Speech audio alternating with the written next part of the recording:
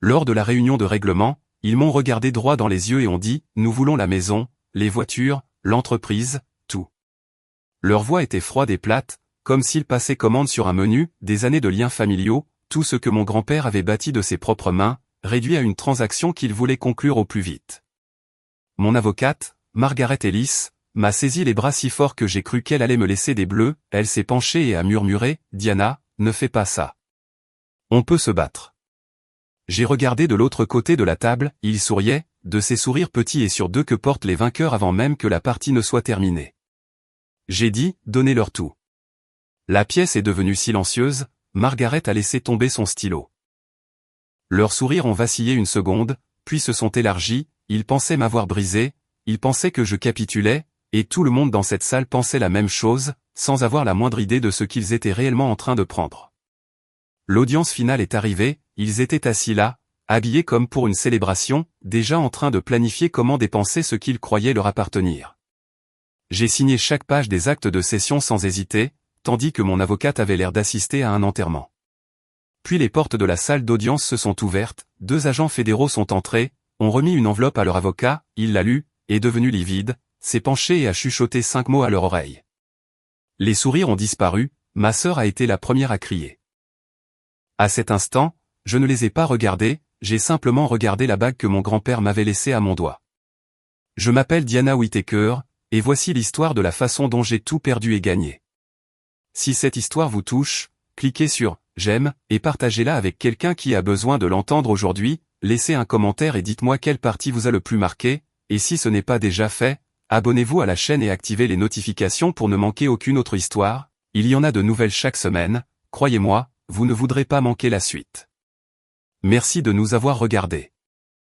J'ai grandi en banlieue, juste à l'extérieur de Détroit, dans un quartier tranquille où le bourdonnement de l'industrie flottait toujours en arrière-plan. Mon grand-père, Harold Whittaker, a fondé Whittaker Tool & Die dans les années 1970, en partant de rien d'autre qu'un garage, quelques outils de base et un vieux tour acheté d'occasion, convaincu que des moules et des matrices fabriquées avec une précision absolue étaient indispensables aux grands constructeurs automobiles.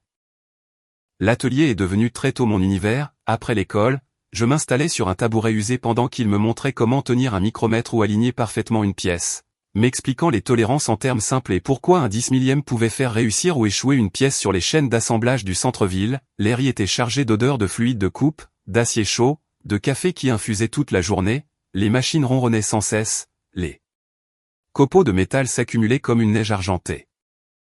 Durant ces longues après-midi, il racontait comment il avait décroché son premier vrai contrat, travaillé la nuit pour respecter des délais, résolu des formes complexes que d'autres ateliers évitaient, embauché ses premiers employés et agrandi l'entreprise sans jamais se vanter, voulant seulement me montrer que la réussite venait de la fiabilité et de l'effort. Je l'accompagnais en livraison, l'observais discuter de plans avec des ingénieurs, résoudre des problèmes sur place, proposer des changements de matériaux qui faisaient gagner du temps et de l'argent, et sa poignée de main valait plus que des pages de clauses. Avec le temps, j'ai vu que le reste de la famille regardait l'entreprise autrement, mes parents critiquaient le désordre ou le bruit, Brianna l'évitait, et mon grand-père me confiait de plus en plus de responsabilités, insistant sur la réputation, la parole donnée et le respect des ouvriers. Un soir, en fermant l'atelier, il m'a dit « Ce n'est pas qu'une question d'argent, Diana, c'est une question d'honneur », et quand sa santé a décliné, il s'est reposé sur moi jusqu'au jour où il est mort subitement d'une crise cardiaque. Le testament était clair, tout me revenait, et malgré le chagrin, j'ai juré de préserver son œuvre. Je me suis marié jeune, nous avons eu Sophia puis Mason, des années pleines de rires, de jouets, de traditions et de projets, tandis que je jonglais entre l'atelier et la maternité, jusqu'à ce que les tensions apparaissent, que nos visions divergent, que la thérapie n'y change rien et que nous choisissions une séparation à l'amiable pour le bien des enfants. Devenue mère célibataire, j'ai trouvé de nouveaux équilibres entre l'école, les devoirs, les questions difficiles, les soirées calmées. Les week-ends d'évasion au zoo ou au musée, portés par la conviction de continuer, coûte que coûte. Nous faisions de la pâtisserie ensemble les jours de pluie, expérimentant des recettes qui parfois réussissaient, parfois brûlaient, et le rire revenait de plus belle durant ces heures sans contrainte. Je les emmenais parfois à l'atelier lorsque les équipes étaient absentes, ils exploraient les espaces ouverts, touchaient prudemment le métal froid, posaient des questions sur les outils. Je montrais des mesures simples, les laissais tracer des motifs sur le papier, transformant l'apprentissage en jeu, tandis que Sophia dessinait des créations imaginatives et que Mason empilait des chutes, ces visites renforçaient notre trio et créaient des souvenirs liés au lieu que grand-père aimait. Cette expérience a remodelé ma vision des relations, toutes ne durent pas, même celles scellées par des promesses ou une histoire commune, certaines s'éloignent quand les priorités divergent, sans qu'il y ait besoin d'un coupable. Elle a mis en lumière la valeur de l'effort plutôt que de l'évidence, du choix plutôt que de l'obligation. Le mariage derrière moi, j'ai réorienté toute mon énergie, je me suis investi davantage dans l'éducation de Sophia et Mason tout en augmentant mon implication à l'atelier à mesure que grand-père avait besoin de plus d'aide. Les soirées alternaient souvent entre activités des enfants et revues d'affaires, cherchant l'équilibre entre ces deux mondes. Il appréciait cet engagement, soulignant fréquemment mon rôle d'ancrage fiable en des temps changeants, et ses reconnaissances ont consolidé ma trajectoire, préparant le terrain pour la suite. Après le décès de grand-père, j'ai repris pleinement la direction de l'entreprise, gérant aussi bien les appels clients que les plannings de production, les jours se confondaient sous le poids des responsabilités, laissant peu de place au reste. Mes parents, Richard et Diane, ont commencé à reprendre contact plus souvent, les appels sont devenus des visites, les condoléances ont évolué en offres d'aide, et Brianna s'est jointe aux échanges, évoquant la difficulté de tout gérer seul avec les enfants. Ils ont décidé de se rapprocher, trouvant un logement à quelques minutes de route, la raison semblait raisonnable, être près de Sophia et Mason, aider pour l'école ou les imprévus, et j'ai apprécié le geste. Concilier les exigences de l'atelier et la parentalité m'épuisait, le sommeil souvent écourté par des rapports en retard ou un cauchemar d'enfant, et ils ont commencé à apparaître fréquemment sur le site. Richard inspectait les machines, suggérant de légers ajustements à partir de souvenirs vagues d'années passées, Diane organisait des livraisons de déjeuner pour l'équipe et restait discuter avec les anciens, Brianna se montrait la plus empressée, notant mon épuisement devant les tableurs et proposant de superviser les finances, laisse-moi te décharger de ça, tu t'occupes de la fabrication et des clients. Éreinté par ce jonglage permanent, j'ai accepté, l'implication familiale paraissait une bouée après des années en solo, me permettant de me concentrer sur l'opérationnel en faisant confiance aux liens du sang. Au début, tout s'est déroulé sans accroc, factures payées à temps, relevés soigneusement compilés, solde stable, et je retrouvais un peu d'air, rentrant plus tôt pour dîner avec Sophia et Mason. Puis des irrégularités sont apparues, des sorties importantes pour des postes hors catégories habituelles, de grosses sommes vaguement libellées, avances fournisseurs, ou, contrats de maintenance, lorsque je questionnais Brianna, les réponses restaient superficielles, invoquant de meilleures conditions ou des mises à niveau préventives, les détails se faisant attendre. Richard balayait mes inquiétudes, affirmant qu'elles nous faisaient économiser à long terme, et Diane suggérait que j'étais trop prudente, mettant cela sur le compte de la fatigue, leur défense immédiate de Brianna semblait concertée, davantage protectrice qu'éclairante. J'ai observé un glissement de leur attitude envers l'entreprise, les discussions quittaient les défis de production pour se focaliser sur les chiffres d'affaires, la liquidité, les moyens d'accéder plus vite au fonds. Brianna parlait des soldes de compte avec désinvolture, comme d'économie personnelle, Richard évoquait de nouveau la retraite, calculant des échéances selon la valorisation actuelle, Diane consultait des annonces immobilières lors de ses passages chez moi, parlant de réduction de surface ou de départ vers un climat plus doux. Les réunions familiales incluaient des sondes subtiles sur une répartition plus équilibrée, des charges ou sur le fait que chacun profite du succès, le regard de Brianna s'attardait sur les équipements récents, évaluant leur valeur plus que leur fonction. Le changement s'est accumulé silencieusement mais avec constance, ce qui incarnait autrefois le savoir-faire et l'engagement leur apparaissait désormais comme une ressource commode, un capital prêt à être redistribué, leurs visites se concentrant moins sur le soutien que sur des possibilités de gains personnels. J'ai minimisé mes doutes, me persuadant qu'ils venaient du surmenage, après tout, c'étaient des proches, liés par l'histoire commune, et remettre en cause leurs intentions me semblait déloyal, pourtant les schémas persistaient, déductions inexpliquées, rapprochements reportés, marges qui s'amenuisaient. L'entreprise chérie par grand-père ne leur paraissait plus sacrée, elle ressemblait à une opportunité de bénéfice rapide, l'héritage relégué derrière l'avantage immédiat, et l'inquiétude s'est installée, une alarme sourde que je n'arrivais pas à faire taire. Cet après-midi-là, j'ai décidé de récupérer Sophia et Mason plus tôt, Mason ayant une légère toux, et je voulais les mettre au repos avant que cela n'empire, sur le trajet habituel depuis l'école, prise d'une impulsion, j'ai bifurqué vers l'atelier pour récupérer un dossier oublié. Le parking paraissait ordinaire, quelques voitures d'employés encore présentes malgré l'heure. En entrant par la porte latérale, le bâtiment semblait étrangement silencieux, sans le fracas habituel ni les voix portées par les machines. En avançant vers mon bureau, une lumière filtrant de la salle de réunion a attiré mon attention, la porte était entr'ouverte, des paroles étouffées s'en échappaient, j'ai marqué une pause, puis les poussé, Richard, Diane et Brianna étaient assis autour de la grande table, des documents répartis en piles ordonnées. Brianna était en train de signer une liasse, le stylo avançant avec assurance, à proximité, des factures et des demandes de virement, plusieurs sur papier à en tête de l'entreprise, avec des montants qui sautaient aux yeux, des dizaines de milliers, parfois davantage. Ils ont levé la tête simultanément, la surprise les figeant, et je suis entré pleinement, qu'est-ce que c'est exactement? Brianna a posé le stylo, rassemblant lentement les pages, des paiements courants, on régularise des soldes fournisseurs. Je me suis approché, parcourant le document du dessus, une autorisation de virement vers une SARL inconnue pour, conseil spécialisé, 45 000 $, une autre pour l'approvisionnement en matières premières vers une entité différente, 60 000 $, sans bon de commande ni devis correspondant. Ces fournisseurs ne figurent pas sur notre liste agréée, où sont les appels d'offres, les validations? Richard s'est agité sur sa chaise, Diana, tu conclus trop vite, Brianna rationalise, ce sont des coûts opérationnels légitimes. Diane a pris un dossier, la voix douce mais ferme, nous essayons de t'alléger la charge, fais-nous un peu confiance. J'ai saisi l'un des virements, allégé? C'est déplacer de grosses sommes sans m'en informer. Explique le conseil, qui l'a fourni, quel service? Le ton de Brianna s'est durci, tu m'as délégué les finances, je n'ai pas besoin de ton aval pour chaque transaction, ces accords garantissent des remises et la stabilité de la chaîne d'approvisionnement. La stabilité? Ces sociétés n'ont aucun historique avec nous. J'ai étalé plusieurs formulaires, les adresses renvoient à des boîtes postales ou des bureaux vides, ce n'est pas de l'optimisation. Le visage de Richard s'est fermé, assez. Tu nous accuses sans preuve. Diane a ajouté, les yeux brillants, après tout ce que nous avons fait pour cette famille, tu nous traites comme des étrangers.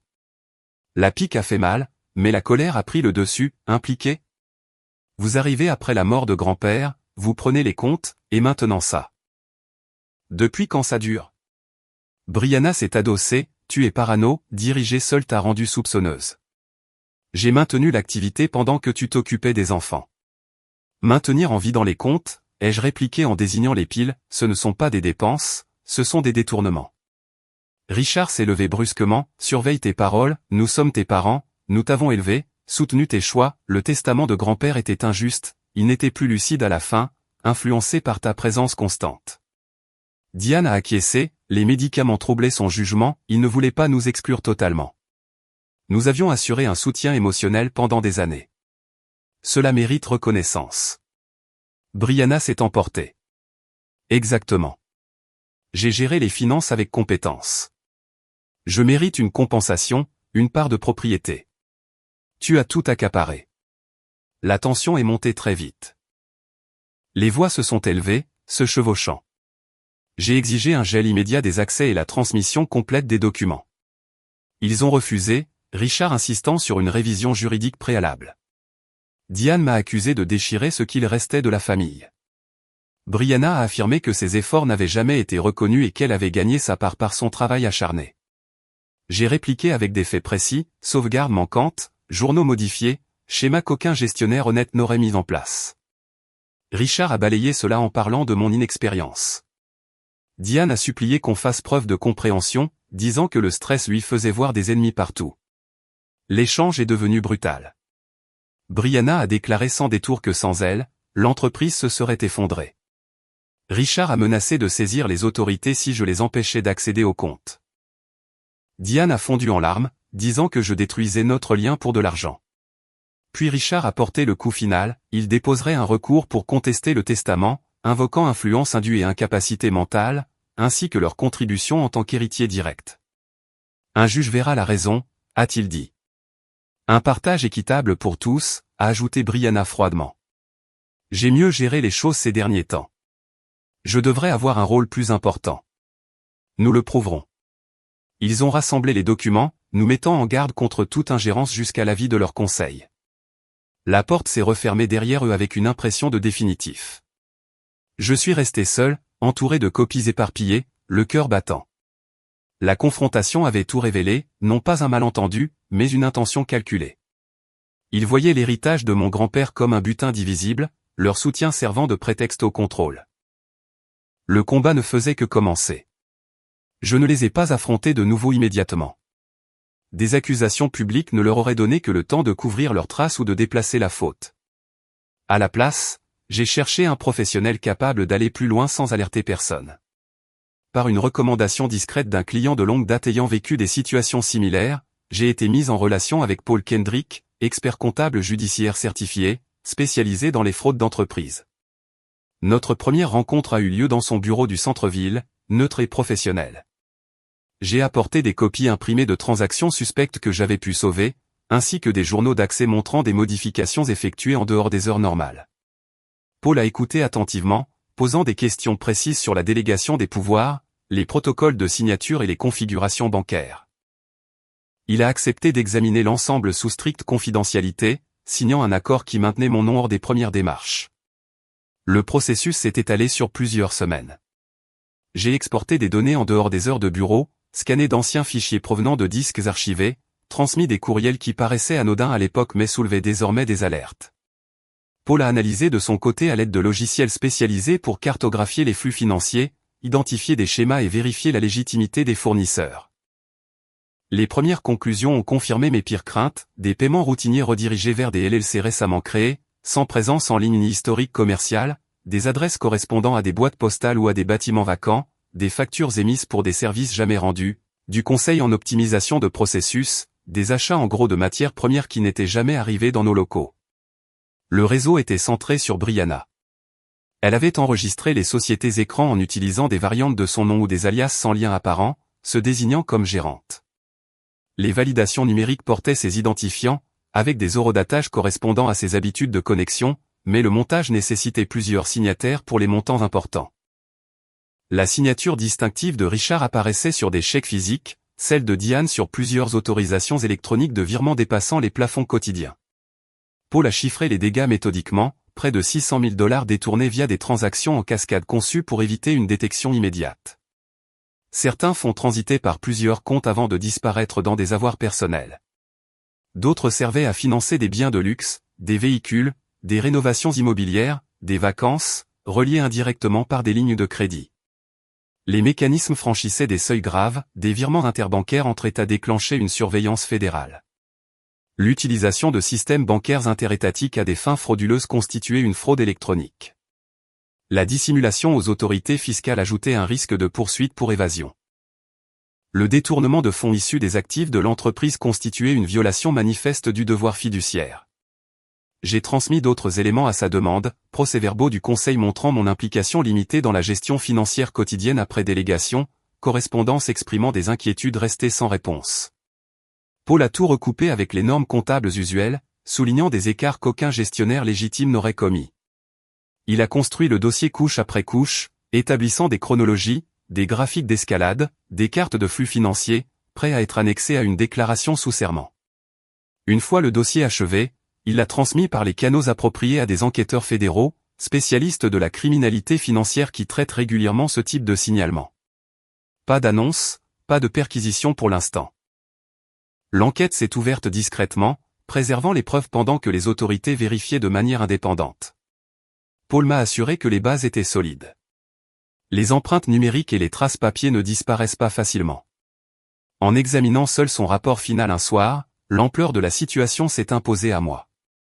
Ils ne se contentaient pas de prendre de l'argent. Ils avaient bâti un système élaboré, partant du principe que je ne regarderais jamais d'assez près. Mais la prise de conscience qui a tout changé était plus simple, la propriété d'une entreprise implique la responsabilité des actes passés. Transférer le titre signifie que les nouveaux propriétaires héritent de l'ensemble du passif, dette, obligation, responsabilité. L'exposition pénale liée aux opérations de la société ne s'évapore pas avec une signature. Elle suit l'entité.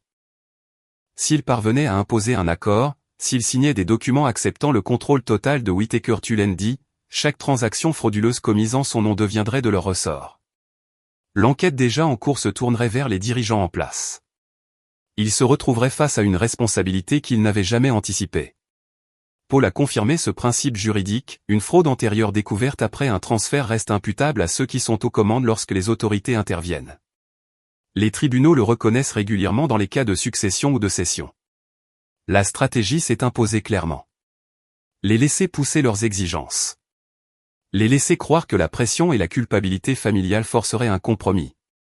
Leur donner sur le papier la victoire qu'ils réclamaient. puis regarder les conséquences les rattraper. J'ai classé le rapport, supprimé les fichiers temporaires, repris une routine normale. Coopérative en apparence, prête intérieurement. L'attente a commencé. Les séances de médiation se sont déroulées dans une salle de conférence impersonnelle d'un cabinet d'avocats du centre-ville, loin de l'atelier et de la maison. J'arrivais en avance à chaque fois, habillé sobrement, laissant la fatigue transparaître dans mes gestes. De l'autre côté de la table, Richard, Diane et Brianna affichaient un front uni, leur avocat exposant leurs exigences avec une assurance rodée. Ils voulaient le titre exclusif de la maison que mon grand-père m'avait laissé, les 2 véhicules, et le contrôle absolu de Whittaker Tullendy.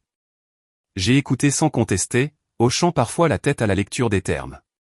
Quand on m'a demandé ma position, j'ai parlé doucement, je suis prête à régler cela, à tout leur transférer, j'ai besoin que ce soit terminé.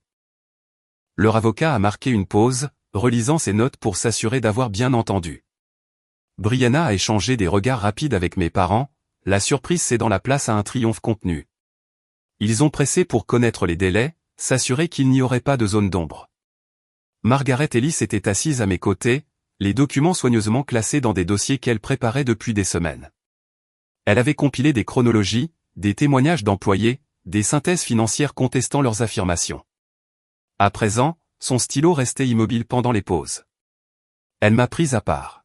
« Diana, tu abandonnes tout ton avenir. Nous pouvons contre-attaquer avec des preuves solides.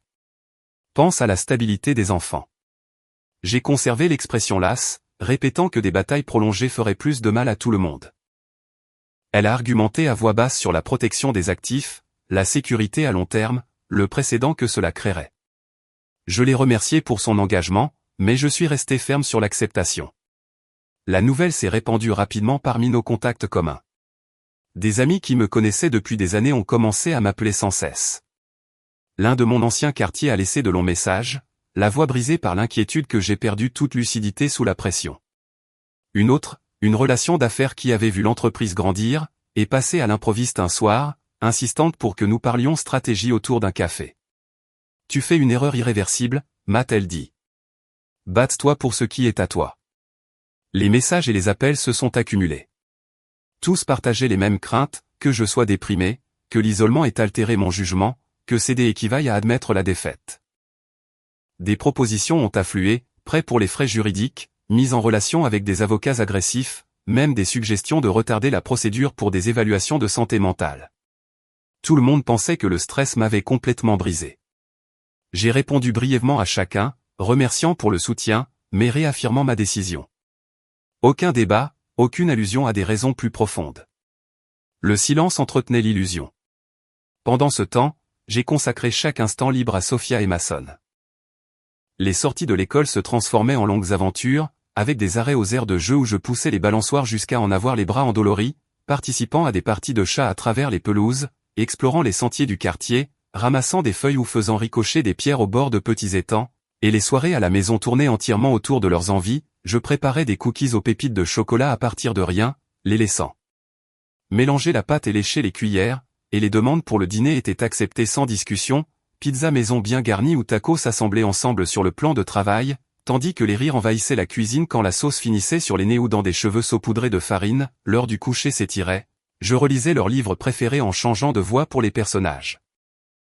Répondait à une infinité de « pourquoi ?» restait allongé près d'eux à parler de rêves ou d'amis d'école, Sophia me confiant ses petites inquiétudes et Mason partageant les inventions farfelues qu'il voulait construire, ses liens discrets m'ancrant profondément et me rappelant pourquoi chaque décision comptait, tandis que les week-ends apportaient des sorties simples, marché fermier pour les fruits frais, bibliothèque pour de nouveaux livres, trajet vers des endroits calmes où nous pique. Niquions en parlant de tout et de rien, et j'emmagasinais mentalement chaque instant comme une réserve face à l'incertitude à venir, les préoccupations des autres persistaient, Margaret programmait des examens supplémentaires et présentait des projections révisées de la vie après le règlement, des amis organisaient des interventions informelles autour d'un déjeuner, me suppliant de reconsidérer, leur peur étant sincère. Convaincu que j'avais trop sacrifié pour une paix qui ne durerait pas, mais j'assistais, écoutais patiemment, puis réaffirmais ma volonté de signer, une conformité apparente dissimulant une certitude intérieure, car ces journées avec mes enfants avaient bâti une force silencieuse, leurs étreintes quotidiennes, leur confiance inconditionnelle et leurs questions innocentes renforçant tout ce qui ne pouvait m'être retiré, quels que soient les documents, notre petite unité restait intacte alors. Que la date de l'audience finale approchait, les routines demeuraient stables, l'accent mis sur la normalité pour Sophia et Mason, les nuits se terminaient par des histoires supplémentaires et des assurances murmurées dans l'obscurité, j'étais prête, et le jour de l'audience finale arriva sous un ciel gris, le palais de justice se dressant comme n'importe quel bâtiment administratif du centre de Détroit, j'y entrai seul, simplement vêtu. Sans tailleur, juste une blouse propre et un pantalon, Margaret Ellis me rejoignit sur les marches, le visage tendu par une inquiétude de dernière minute, mais je la rassurai d'un signe de tête, confirmant que tout se déroulait comme prévu. Dans la salle d'audience, l'air semblait lourd, Richard, Diane et Brianna étaient assis à la table des plaignants avec leur avocat, Arlon, soigné, sur deux, penchés les uns vers les autres en conversation feutrée, leurs regards se tournant vers moi avec un mépris évident et de petits sourires victorieux comme si l'issue était déjà scellée, tandis que la juge, une femme pragmatique forte de nombreuses années de magistrature, lut à voix haute l'accord de règlement, le transfert intégral de la maison familiale, la pleine propriété des véhicules, de Whittaker to Landy, avec tous les actifs et passifs inclus, puis me demanda si je comprenais et acceptais volontairement. Ce à quoi je répondis clairement, oui, votre honneur, le camp d'Arlon dissimulant à peine sa satisfaction, Brianna murmurant quelque chose à Diane qui réprima un sourire, Richard se renversant en arrière, les bras croisés, comme s'il recevait enfin ce qui lui était dû depuis longtemps, et je signai là où indiqué, page après page, la main ferme, chaque signature transférant officiellement les titres, Margaret observant à mes côtés en silence, acceptant désormais le chemin que j'avais choisi. La juge s'apprêtait à conclure, marteau en main, quand les portes s'ouvrirent brusquement et que deux agents fédéraux en costume sombre entrèrent, badge visible, expression neutre, s'approchant directement d'Arlon pour lui remettre une enveloppe scellée, le silence s'abattant instantanément sur la salle, il l'ouvrit, parcourut le contenu, la couleur quittant son visage, puis se pencha vers ses clients. La voix basse mais audible dans le calme pesant, les membres de votre famille viennent d'être arrêtés, Brianna réagissant la première avec un cri aigu avant de plaquer sa main sur sa bouche, Diane haletant en s'agrippant au bras de Richard, qui resta figé, le regard vide, tandis que la réalité s'imposait, l'agent avançant pour les informer officiellement que des mandats avaient été émis plusieurs jours plus tôt sur la base des conclusions de l'enquête, pour fraude électronique, détournement de fonds et conspiration, et que la mise en détention prenait effet immédiatement. Un bref chaos éclatant, Brianna se levant brusquement, la chaise raclant le sol, protestant à haute voix qu'il s'agissait d'une erreur et que tout était de ma faute, Diane sanglotant en se tournant vers moi comme pour implorer une aide que je ne donnerais pas, Richard marmonnant des dénégations d'une voix brisée. Tandis que les huissiers intervenaient pour maintenir l'ordre et que les agents les menottaient calmement selon la procédure standard pour les délits financiers, moi restant assise, les mains jointes, observant sans expression, la juge frappant de son marteau pour imposer le silence et ajournant l'audience abruptement, ils furent escortés dehors sous les regards des spectateurs, les cris de Brianna résonnant dans le couloir, Arlon rassemblant mécaniquement ses dossiers en évitant tout contact visuel, et à l'extérieur des journalistes attendaient, l'information ayant fuité d'une manière ou d'une autre, mais je quittai les lieux par une sortie latérale organisée par Margaret. Des mois passèrent avant la résolution finale, l'affaire avançant rapidement une fois prise en main par les procureurs fédéraux, les preuves s'avérant accablantes, traces numériques, documents signés, dossiers de sociétés écrans. Chacun tentant une défense distincte, Brianna invoquant l'ignorance, mes parents affirmant avoir suivi son initiative, mais la coordination était évidente, des accords de plaidés coupables furent finalement conclus et des peines de prison prononcées, des années en établissements fédéraux, pas de sursis, avec restitution intégrale ordonnée, impliquant la liquidation de tous les actifs restants après saisie, la maison vendue aux enchères, les véhicules repris, l'équipement de l'entreprise dispersé.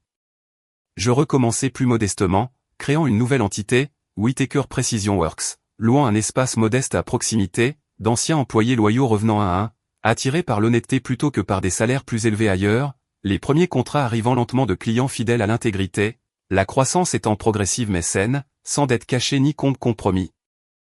Et les modalités de garde changeant définitivement une fois les casiers judiciaires établis, les tribunaux m'accordant la garde légale et physique exclusive de Sophia et Mason, les visites étant au mieux surveillées, puis délaissées avec le temps jusqu'à cesser complètement, plus d'appels, plus de lettres, aucune tentative de réconciliation, les liens du sang rompus lorsque la confiance se brise irréparablement, avec le recul, la douleur de l'effondrement de ce mariage m'avait préparé de façon inattendue, m'enseignant la résilience et la différence entre obligation et véritable lien, être trahi 2 fois par les plus proches, une fois par un partenaire, une autre par la famille, ayant balayé les illusions tout en clarifiant les priorités, car la force n'est pas un combat sans fin mais parfois une patience stratégique laissant les conséquences suivre leur cours naturel, protéger la paix de ceux qui la méritent.